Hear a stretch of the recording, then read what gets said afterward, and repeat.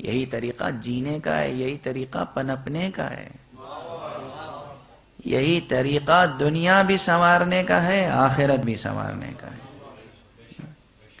معرفت حاصل کریں۔ کل میں نے عرض کیا تھا انسان صرف 2 کاموں کے لیے پیدا ہوا ہے، زیادہ پریشان نہ ہو۔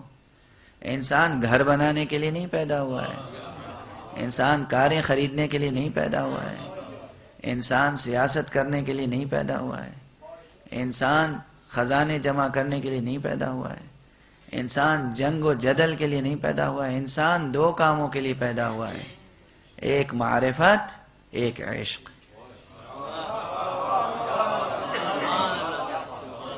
خاص چیزیں 2 ہی ہیں آپ کے پاس، ایک دل ہے، ایک دماغ۔ باقی سارا جسم تو دل و دماغ کو سنبھالنے کے لیے ہے۔ 2 ہی چیزیں ہیں، دل ہے اور دماغ۔ باقی پورا جو ہیکل وجود ہے، یہ جو پورا ہیکل بشری ہے، یہ جو پورا جسم ہے، یہ 2 چیزوں کو سنبھالنے کے لیے ہے، دل اور دماغ۔ دماغ ہے معرفت حاصل کرنے کے لیے، دل ہے عشق کرنے کے لیے۔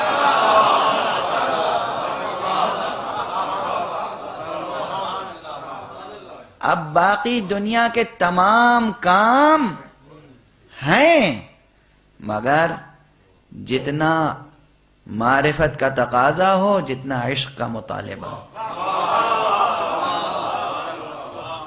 یہ نہیں کہتا گھر نہ بناؤ، یہ نہیں کہتا خزانہ جمع نہ کرو، یہ نہیں کہتا بزنس نہ کرو، یہ نہیں کہتا سیاست میں دخل نہ دو، نہیں، سب کچھ کرو مگر اتنا جتنا معرفت کا تقاضا ہو، جتنا عشق کا مطالبہ ہو۔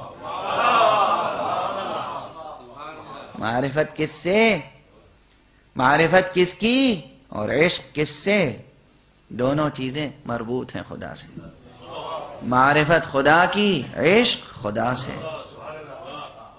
معرفت خدا کی، عشق خدا سے۔